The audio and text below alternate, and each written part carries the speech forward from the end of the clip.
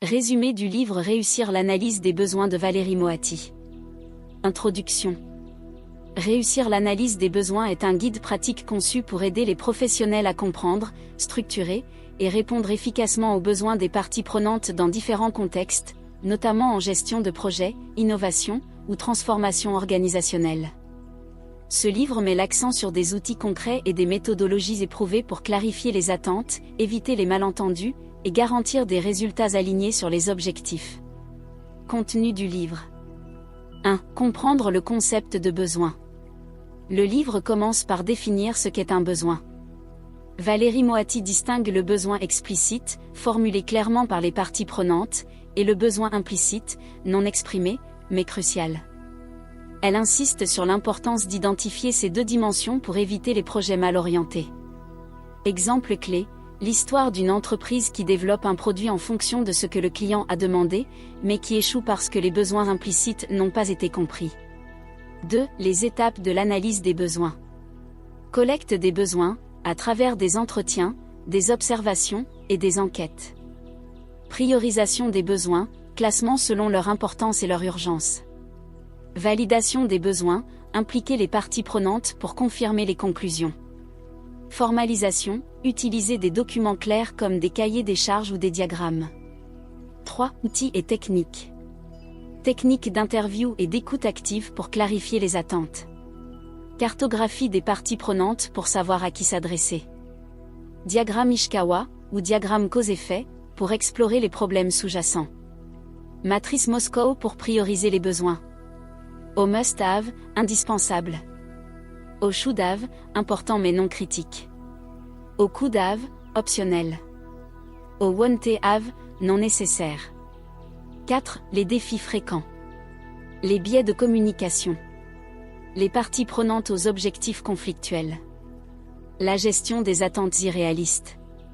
Le livre propose des stratégies pour surmonter ces obstacles, comme des ateliers collaboratifs ou des séances de brainstorming guidées. 5. Études de cas et exemples concrets. Valérie Moatti illustre les concepts avec des exemples réels tirés du domaine des projets IT, des innovations produits et des transformations organisationnelles. Exercice pratique de l'art de réussir.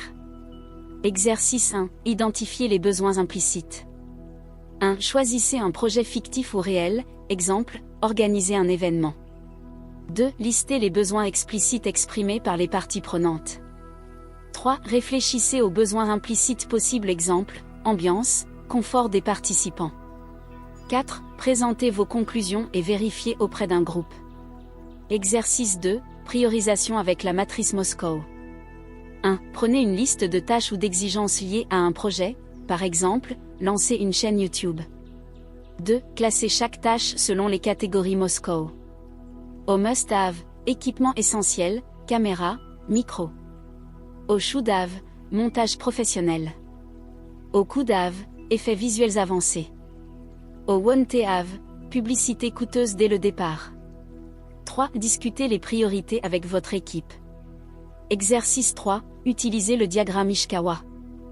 1. Identifiez un problème clé dans votre travail ou un projet personnel, exemple, faible audience sur une vidéo. 2. Dessinez un diagramme Ishikawa avec les catégories principales méthodes, équipement, personnes, etc. 3. Identifiez les causes potentielles du problème. 4. Proposez des solutions concrètes. Exercice 4. Validation des besoins. 1. Organisez un entretien fictif avec un collègue ou un ami jouant le rôle de partie prenante. 2. Posez des questions ouvertes pour clarifier leurs besoins. 3. Reformulez leurs réponses pour valider votre compréhension. 4. Demandez leur confirmation. Le diagramme d'Ishikawa, également appelé diagramme de cause à effet ou diagramme en arête de poisson, est un outil visuel utilisé pour identifier, organiser et analyser les causes potentielles d'un problème ou d'un effet spécifique. Créé par Kaoru Ishikawa, un expert en gestion de la qualité, cet outil est particulièrement utile dans la résolution de problèmes complexes. Structure du diagramme Ishikawa. Le diagramme ressemble à un poisson. La tête représente le problème ou l'effet à résoudre. L'épine dorsale est une ligne horizontale menant à la tête. Les arêtes principales représentent les grandes catégories de causes potentielles. Les sous-arêtes détaillent les causes spécifiques dans chaque catégorie. Les 6 grandes catégories courantes, méthode des 6M. Ces catégories sont souvent utilisées dans les projets industriels, mais elles peuvent être adaptées à d'autres domaines. 1. Matériel, machines, dysfonctionnements, outils inadaptés, équipements obsolètes. 2. Méthode, procédures inefficaces, absence de standardisation. 3. Main-d'œuvre, compétences, formation, motivation des employés. 4. Milieu, facteurs externes, environnement, conditions de travail. 5. Matière, qualité des matériaux, approvisionnement, déchets. 6. Management, décision, communication, organisation. Étapes pour créer un diagramme Ishikawa. 1. Identifiez le problème principal, écrivez-le dans un rectangle à la tête du diagramme. 2. Dessinez l'épine dorsale, une ligne partant de la tête. 3. Ajoutez les grandes catégories, les principales causes, exemple, 6M, sont connectées à l'épine dorsale.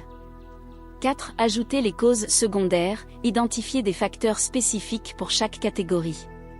5. Analysez et priorisez, examinez les causes les plus probables pour résoudre le problème. Exemple pratique. Problème, faible audience sur une chaîne YouTube. 1. Tête, problème. Faible audience sur les vidéos. 2. Catégorie, arête principale. Matériel, qualité audio ou vidéo insuffisante. Méthode, mauvaise optimisation SEO, mots-clés, titres. Main-d'œuvre, manque de régularité ou de créativité dans les contenus. Milieu, public cible mal défini ou mal atteint. Matière, contenu peu engageant ou non pertinent. Management, absence de stratégie marketing claire. 3. Sous-arête, cause spécifique. Matériel, caméra ou micro de faible qualité. Méthode, absence de description détaillée. Main-d'œuvre, pas de recherche sur les tendances actuelles. Milieu, les vidéos ne répondent pas aux attentes du public. Matière, sujet traité de manière superficielle. Visualisation. Voici à quoi ressemble un diagramme Ishikawa pour ce problème. Problème, faible audience sur YouTube. Matériel, méthode, main-d'œuvre, milieu, matière, management. Qualité, SEO mal, créativité, cible, sujet, stratégie. Audio, optimisé, insuffisante, flou, non clair, absente. Utilité. Le diagramme d'Ishikawa permet de visualiser toutes les causes possibles d'un problème. Travailler en équipe pour identifier des solutions. Établir des priorités pour résoudre le problème efficacement. C'est un excellent outil pour structurer vos analyses et résoudre les problèmes complexes. En combinant ces exercices et principes, très chers téléspectateurs, vous pourrez perfectionner vos compétences d'analyse. Vous avez été inspiré par cette vidéo, veuillez l'aimer puis vous abonner à la chaîne pour beaucoup plus de vidéos très émouvantes.